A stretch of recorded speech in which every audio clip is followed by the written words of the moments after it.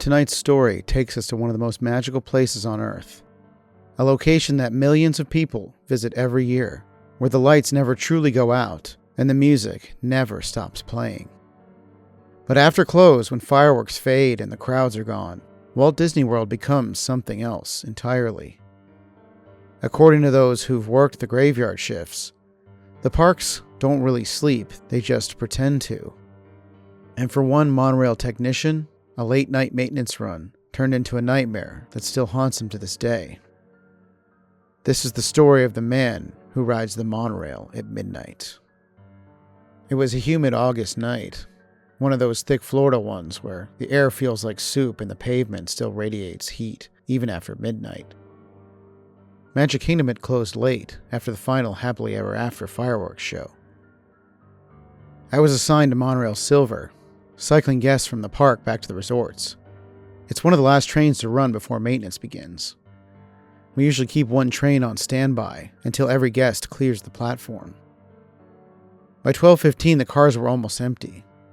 A few stragglers, mostly tired families and couples, too sunburned to speak, sat quietly staring out the windows. I did my usual checks, doors, mirrors, safety systems, and reported last guest cycle over the radio. When the last group exited at the Polynesian Resort, I gave a quick wave to the station operator, closed the doors, and got ready to head back to the roundhouse near Bay Lake. I closed up the doors, I pulled the lever, and guided the train out of the station. The train curved towards the Grand Floridian, the windows reflecting the pale glow of the resorts below.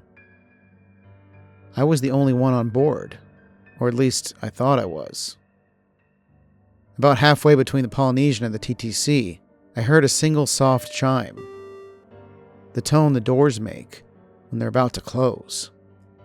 But the doors were locked, and I hadn't pressed anything. The chime came again, then a third time, echoing through the empty cars. I turned on the internal camera feed, black and white monitors showing each car. The first two were empty, but the third showed movement. Someone standing in the aisle. He was tall, thin, wearing a dark fishing hat, an overcoat, and dark slacks. His sleeves hung heavy and dripped, as if he had just gotten out from the lagoon. He didn't move, didn't look around, just stared straight at the back of the car. His face was half in shadow from the overhead lights. I thought he might just be a straggling guest who snuck on at the last resort, so I didn't think much of it. The feed flickered. His head tilted slightly to one side, like he was listening for something. My hand froze over the radio. Base, this is Silver. Confirming, no passengers aboard, right? A pause, then crackling. Copy that. You are cleared and empty. That was weird. I looked back at the monitor. The figure had moved closer, still facing away from me. The feed glitched again for half a second. It looked like there were more of him. 3, maybe 4 shapes overlapping in the static. Then everything went dark. The monitors cut out, the cabin lights flickered.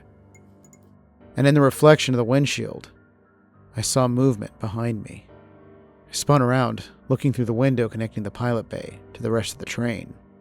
Nothing. Just the soft green glow of the console, the empty seats.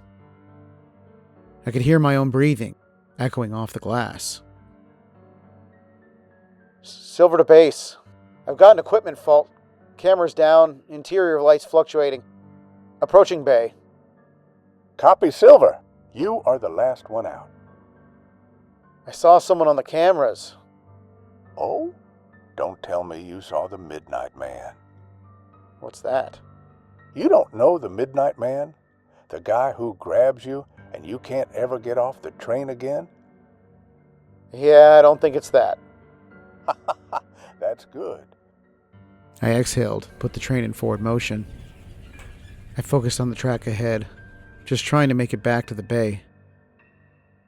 Every few seconds, a chime would ring out through the train, another door tone. And then at one point, Please stand clear of the doors. Por favor, manténganse alejado de las puertas. then from somewhere I heard the softest sound. But it was definitely something that had moved in the car. Who's there? I shouted. No answer. The lights flickered again.